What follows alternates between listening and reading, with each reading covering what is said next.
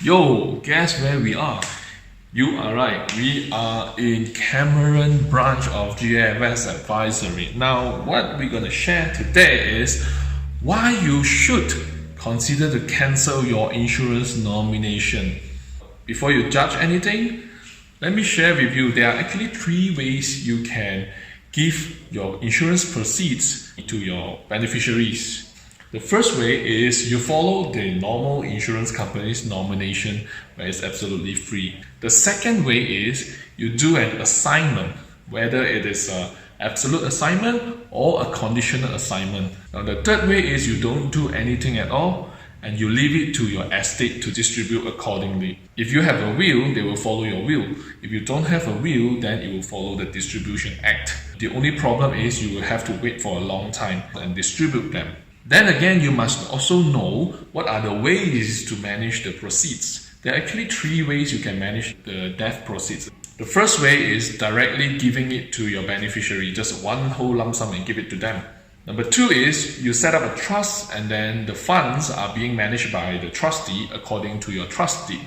And the last one is you do a comprehensive financial and estate planning so that your insurance proceeds plus your other assets and cash and whatsoever can be fully utilized to the best situation. Now the golden question is why we think that you should consider cancel the normal nomination. Reason number 1, if your beneficiaries are not trained for handling a big lump sum of insurance proceeds, just imagine how they might spend it wrongly. The reason number 2 is in the event of a common death between you and your beneficiary. So the insurance company have no choice. They can't pay out to anyone. So they will have to wait until the whole probate process has been done and then they can pay it to whoever is executing your estate. Now the third reason is if you are single and you wanted to nominate your siblings or your girlfriend or your close boyfriend to receive the funds, they might not be able to get it legally. It is subject to contest. And number 4, if you are married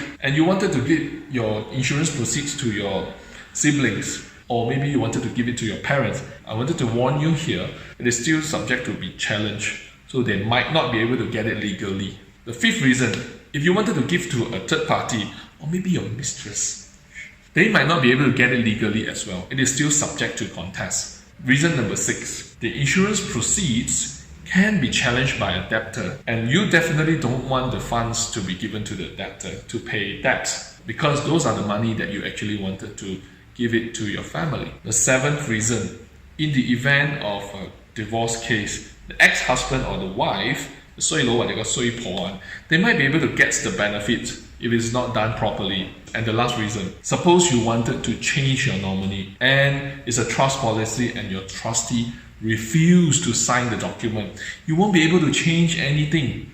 These are the reasons why you should consider to cancel your nominations and then think carefully how you actually wanted to distribute the death proceeds to your beneficiaries. That's all for today. Let's stay tuned for another round. Signing off, Lang Jai Financial Planner.